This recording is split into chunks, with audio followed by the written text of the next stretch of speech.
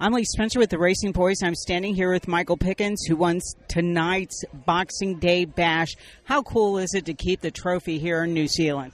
It's awesome, you know, and any time you can beat the world's best like Larson and Bell and Tyler Courtney and those guys, I mean, you can definitely give yourself a pat on the back because they're the best in the world without a doubt. So just to beat those guys alone is pretty special to me. Larson said after the restart, though, he had nothing for you.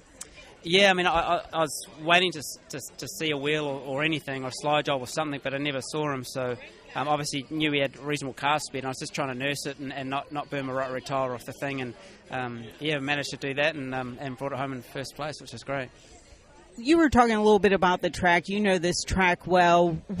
How would you describe the conditions overall? You had so much racing, so many 23 races leading up to the main. I mean, that's a lot of racing on one track, and with all the rain that they've had here, what were your expectations? To be honest, the track wasn't the greatest leading up to the feature. There wasn't a lot of passing, so you had to be you sort of tiptoe around your heat race a little bit and make the most of any pass you could get. But they did a good job with the track in the end, and both the feature tracks, the sprint car and the midget, were really good. I mean, I think the guys starting 17th and 18th came up to 3rd and 4th respectively. So that shows there was good passing on track. So. It's disappointing early, but they did a good job in the end. What's it like doing double duty? Is that a lot of fun for you to run both the sprint and the midget car? To be honest, Brian Clausen is a good friend of mine, and he probably was one of the biggest influences on my racing career, I suppose. Not only with supporting charities and that sort of thing, but what he did on track, and that's what he was doing in the last year he was racing. He was trying to run 200 races, so.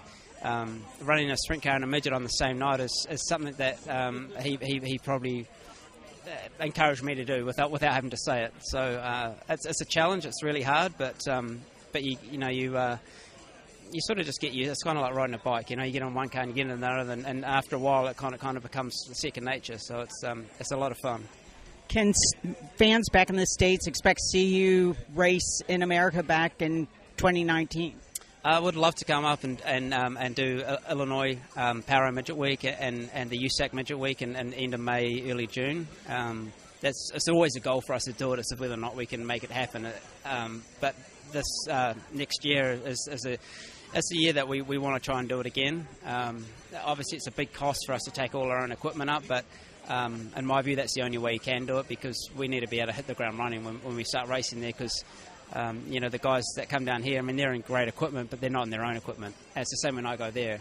If I can take my own equipment, I can hit the ground running, and we've obviously got good car speed, but just to take your own car is a huge advantage, but also a huge cost. So if we can make it happen, we will.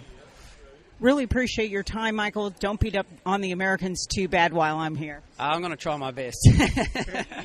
Thanks, man.